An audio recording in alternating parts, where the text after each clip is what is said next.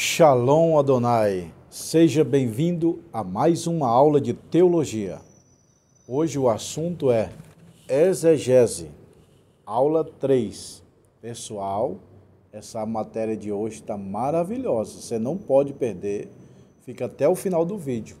Eu já passei a aula 1, aula 2 e hoje é a aula 3, tá? Aí amanhã, encerramento desse livro. Depois desse livro, nós vamos aprender grego e hebraico. Aqui, ó. Grego e hebraico, tá vendo, ó? Grego e hebraico. Tudo bem, pessoal? Seja bem-vindo, eu sou o pastor Josiel Saraiva, mestre em teologia, ministro aula teológica em 16 países, 27 estados brasileiros. Já formei cerca de 20 mil alunos no Brasil e no mundo. Estamos ministrando os 3 cursos: básico, médio, bacharel e mestrado. Eu estou aqui ao ar livre, nesse sol, ó, vocês estão vendo aqui, pegando um lindo sol. O escritório da escola é aqui em cima. Eu estou aqui na varanda, na parte do ar livre, para gravar essa aula maravilhosa de exegese. Tá bom, pessoal? Quem quiser adquirir os livros do curso, me chama no WhatsApp. Pastor, eu quero os livros do básico. Eu quero médio, bacharel. Eu quero o anel. Ó, anel de formatura de teologia. Anel fino e anel grosso. Aí você escolhe qual que você gosta. Ó. Anel fino e anel grosso, tá? Pessoal, na aula passada eu expliquei a diferença entre hermenêutica e exegese. Eu vou dar uma pincelada aqui para muitos alunos perguntam qual é a diferença entre hermenêutica e exegese. Pessoal, hermenêutica é a visão panorâmica da Bíblia.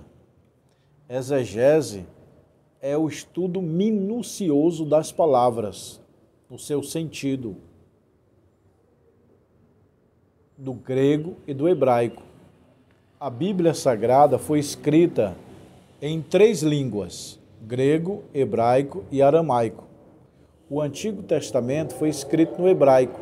O Novo Testamento foi escrito no grego. Algumas passagens do Antigo Testamento têm a língua aramaica, mas a maioria, quase todo o Antigo Testamento foi escrito no hebraico e o Novo no grego. Então, hermenêutica te ajuda a interpretar o texto, ligando livro com livro. Por exemplo, em Gênesis capítulo 1, está falando da semente da mulher vai nascer um que vai esmagar. E lá no Calvário se cumpriu. Então, a hermenêutica ligou. Ó, tá? Isaías fala assim, uma virgem conceberá e dará à luz um filho. Lá no livro de Mateus, diz que uma virgem concebeu um filho. Então, como é o nome disso aqui? Hermenêutica. Hermenêutica, você pegar um livro lá do Antigo Testamento e ligar com o Novo e combinar a passagem. Isso é hermenêutica. Já a exegese é totalmente diferente. É o estudo minucioso do original hebraico, do grego. Na aula passada também eu falei um pouquinho sobre expressão idiomática. O que é expressão idiomática? É que naquele tempo o autor usou uma expressão idiomática que era para aquela cultura, aquele povo, há 2 a 3 mil anos atrás. E que hoje tem outra conotação, tem outro significado. Por exemplo, eu citei na aula passada, o profeta Eliseu foi chamado de calvo. Um grupo de jovem, de adolescente, debochou do profeta Eliseu e falou, ô calvo, você é um calvo, você é calvo. Então, trazendo para o nosso dia de hoje, calvo é a pessoa careca. Estou ficando calvo, né? Estou ficando careca, não é isso? Então, isso é expressão idiomática. Qual é a expressão idiomática para calvo naquela época? Inútil, abestado, bocó, jacu. Cada estado tem uma expressão idiomática. Aqui seria o quê? Aqui é louco, besta, em São Paulo. Lá no Maranhão, eu sou maranhense, é abestado. No tempo de Eliseu era calvo. Calvo é um abestado. Calvo não tem nada a ver com calvície, com arrancar cabelo, cair cabelo, careca. Não tem. Então isso que chamaram Eliseu de calvo é expressão idiomática. Nós temos que traduzir a expressão idiomática para a nossa lição, para nossos dias atuais.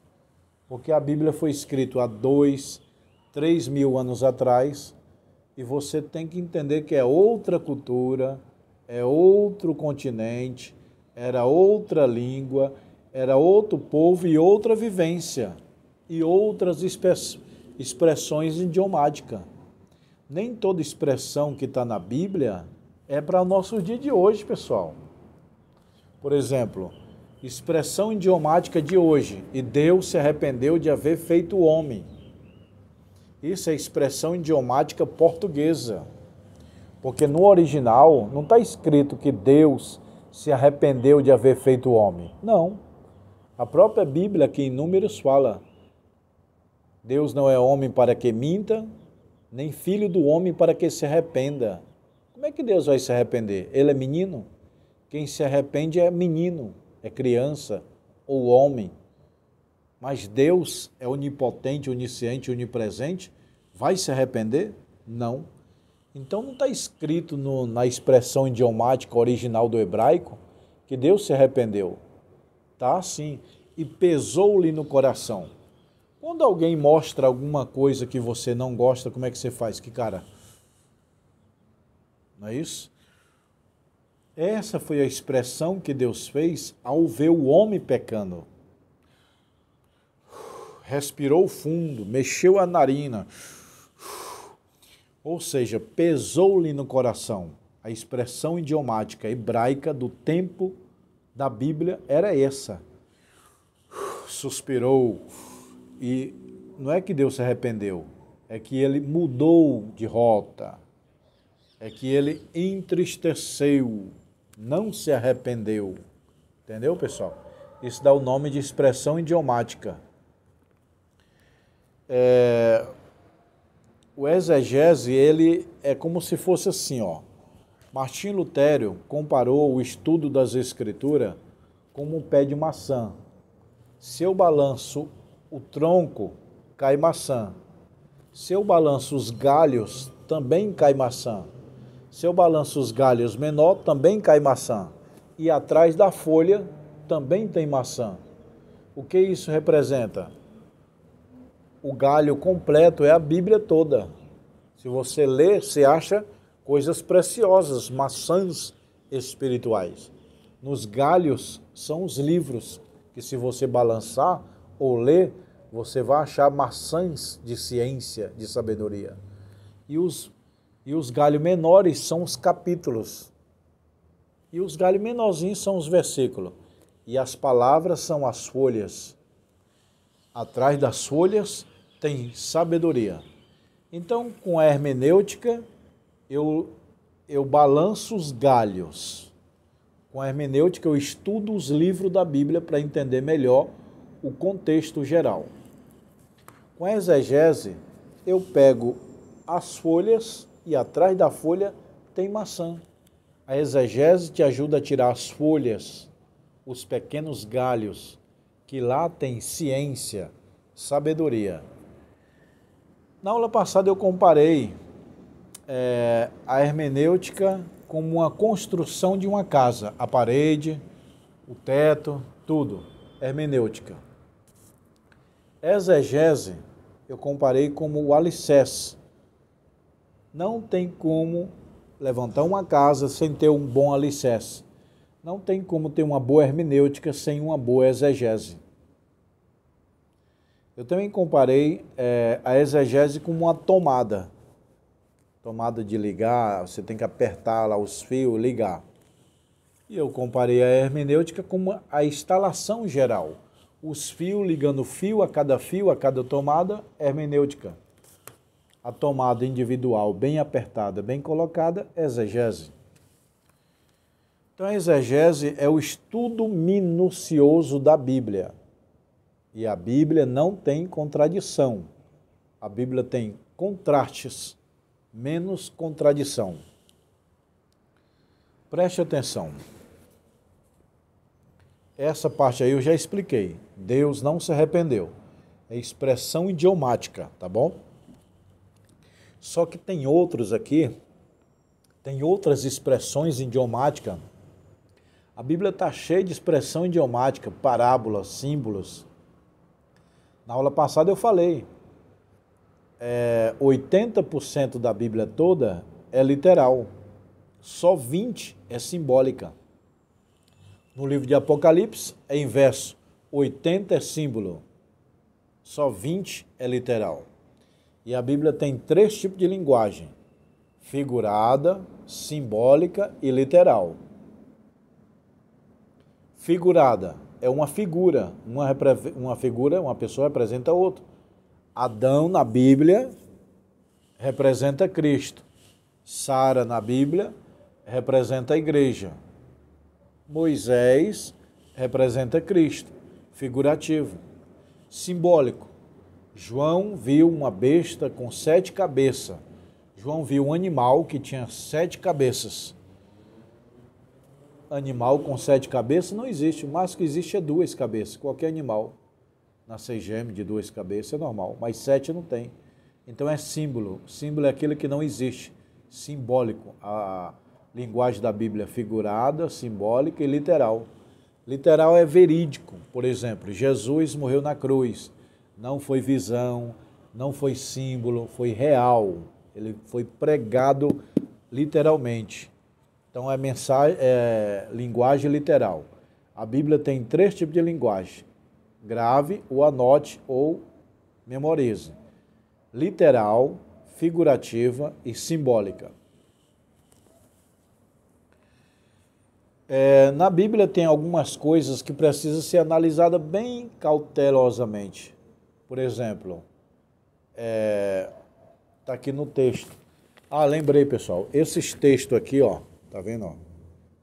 Os textos aqui em cima, aqui, ó, no meu dedo, esse título não foi os autores que colocaram. Os autores da Bíblia não escreveram com título, nem tampouco um capítulo, nem tampouco um versículo. A Bíblia era uma carta. Aliás, nem vírgula, ponto tinha. Era hebraico. Era só escrito no hebraico. Falar em hebraico, pessoal, eu vou citar para vocês o primeiro versículo da Bíblia em hebraico, ó. Espera um pouquinho que eu vou abrir aqui, ó. Gênesis capítulo 1. Quem tem a Bíblia aí, abre em casa, ó. Gênesis capítulo 1. Tá vendo aqui, ó? Gênesis capítulo 1. O que está escrito aqui, ó? No princípio criou Deus os céus e a terra, na nossa língua. Mas a Bíblia foi escrita no hebraico, o Antigo Testamento, que eu acabei de falar. Então, como é que se pronuncia o primeiro versículo da Bíblia em hebraico? Bereshit bara Elohim, Eitz Hashemayim eretz haaretz. A parte A, pelo menos, para ficar mais correto. Bereshit bara Elohim. Digam comigo agora, vai pessoal, todo mundo junto que está em casa. Bereshit bara Elohim.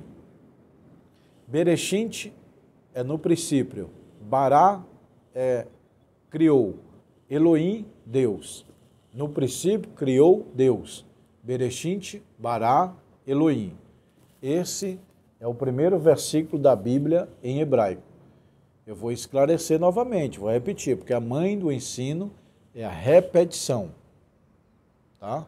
A mãe do ensino é a repetição. Então, quanto mais eu repito, mais você ouve, mais você vai memorizando.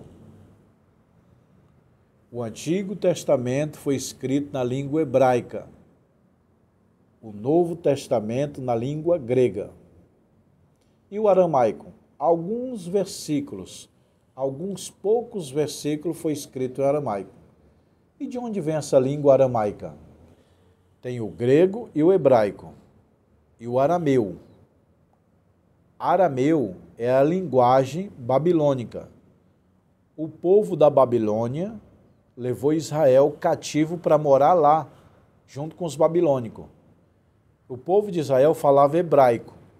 O povo da Babilônia falava arameu. Então, aramaico é uma mistura de hebraico com aramaico. É hebraico com arameu. Arameu, hebraico. Aí ficou aramaico. Aramaico, portanto, é uma mistura da língua hebraica com a língua dos babilônicos, arameu. Aí ficou aramaico, tá? Aqui também no título, como eu falei, os títulos não foram escritos pelos autores, tá? Não pensa que Moisés escreveu lá, no princípio, a criação dos céus e da terra e começa a narrar. Não, Moisés escreveu o versículo. Bíblia não é texto, é título. Bíblia é versículo. Bíblia não é rodapé. Bíblia é versículo. Só isso. Então, tem alguns textos aqui, título, que está errado. Por exemplo, em Reis está lá dizendo, o fogo do céu desce e mata 100 homens. É o título que está falando. Mas a Bíblia está falando que foi 102, não foi 100. Ah, mas o profeta Elias orou e o fogo consumiu 50 soldados. Só que cada 50 soldados tinha o seu capitão. Então a Bíblia diz, desceu o fogo do céu, consumiu os 50 e o seu capitão. Aí, novamente, Elias ora e o fogo do céu, está aqui na Bíblia, pessoal, vocês precisam ler, está aqui no livro de Reis. O fogo do céu desce e consome 50 soldados e o seu capitão. Aí, novamente, o fogo do céu desce, mata 50 soldados e mais o seu capitão. Então, quantos homens morreram? Não foi 100, 102. Porque 50 soldados. Só que os soldados tinham um capitão, o capitão morreu junto. 51. Com mais 50 da outra vez. Com mais o capitão, 51. 51 com mais 51, 102. É só você ler, pesquisar, pessoal. Aqui em Reis, naquela passagem que diz que o fogo do céu consome 100 homens. O título está dizendo 100 homens, o título. Mas eu acabei de falar que o título não é Bíblia. O que é Bíblia é versículo. Então, muitos títulos podem estar errado, mas o versículo não tem erro. Também está dizendo aqui em Gálatas 5, 22, mas o fruto do Espírito é amor, gozo, paz, longanimidade, benignidade, temperança. O fruto do Espírito é um fruto. Tem muita gente que diz assim, o título está dizendo os frutos do Espírito, no título. Em Gálatas, algumas traduções está dizendo os frutos do Espírito, o título. Mas o título não é Bíblia. O que é Bíblia é versículo. Então o título está dizendo os frutos, plural, os frutos do Espírito é. Mas só que a Bíblia não fala frutos, a Bíblia fala fruto. Mas, Gálatas 5, 22, mas o singular, o fruto do Espírito é amor, gozo, paz, longanimidade, bondade, temperança, mansidão, fé. Então é um fruto que se divide em 9. É como se fosse uma laranja, um fruto só, que tem 9 gomos. Uma mexerica, tangerina, né? Pocã, o pessoal em São Paulo conhece muito pocã. Pocã, mexerica, tangerina, laranja. É uma fruta só, mas quando você abre, tem vários gomos. Então, o fruto do Espírito é um. É amor. Quem tem amor, tem paz. Quem tem amor, tem longanimidade, tem bondade, tem temperança, tem fé. Tem tudo. Entendeu, pessoal? Então, meu irmão, a Bíblia não tem contradição. A Bíblia tem contraste, não contradição. Outra coisa também, vamos fazer uso da exegese. Olha só, preste atenção. Alguns livros da Bíblia, Mateus, Marcos, Lucas e João, parece que é contradição, mas não é. Em um livro fala que tinha um anjo no túmulo de Cristo. Em outro livro fala que era dois anjos que estavam no túmulo da ressurreição de Cristo. Era um ou era dois? Pessoal, é que a Bíblia foi escrita por autores diferentes, cada um relatou diferente. Por exemplo, Mateus relatou, e tinha um anjo na ressurreição de Cristo. Aí o outro autor tinha dois anjos. Era um ou era dois? O importante é que tinha anjos. Não é a quantidade, se é um, se é dois, se é 10, se é 20. O importante é que Cristo ressuscitou. Entendeu? Tem outra passagem também que diz assim, e Jesus entrando em Jericó viu o cego. Em outro livro está, e Jesus saindo de Jericó viu o cego. Então, na verdade, parece uma contradição. Ele estava entrando em Jericó ou saindo? É que, na verdade, tinha duas Jericó, uma nova e uma antiga. Então, ao mesmo tempo que ele estava entrando na antiga, ele estava saindo na nova. Por isso que o texto diz, saindo Jesus de Jericó, viu o cego. E na outra está dizendo, e chegando em Jericó, viu o cego, por causa da dupla Jericó, Jericó nova, Jericó antiga. Então, na Bíblia não tem contradição. Por exemplo, na Bíblia está escrito assim, ó, Jesus curou um cego.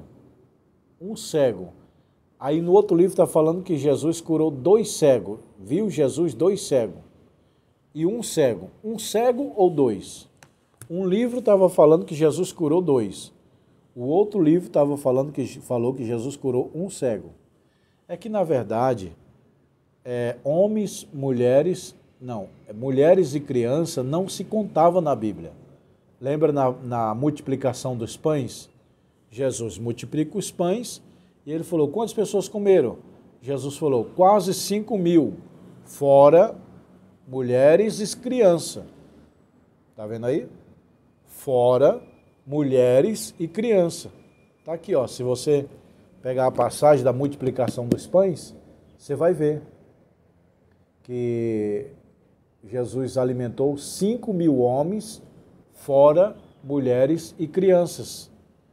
Então, quando fala o cego, quando fala que Jesus curou um cego, o outro livro pode falar dois cegos, porque um está naquela visão, fora mulheres e crianças, que era a tradição não incluir mulheres e crianças, entendeu? Então, pessoal, essa é a aula de exegese. Nós temos ainda mais uma aula 4. Hoje é encerramento, hoje é a lição 3, amanhã é encerramento desse livro, exegese. A aula está muito boa, muito explicativa, mas amanhã nós vamos concluir essa aula, tá bom? Que Deus abençoe. Quem quiser comprar os livros, me chama no WhatsApp, curso básico, médio, bacharel, mestrado, anel de teologia, tá bom? Anel de formatura de teologia, diploma, credencial, histórico. Pessoal, se você quiser abrir um núcleo teológico aí na sua igreja, você fala, pastor Josiel, eu quero dar aula na minha igreja, como é que eu faço? Você passa o endereço e eu mando os livros para sua casa. Chegando aí, se reúne os irmãos, dá aula, uma aula por semana. Todo mês vai um livro novo. Aí você diz, não, mas eu já me formei, eu quero abrir a minha própria escola. Me chama no WhatsApp, tá bom?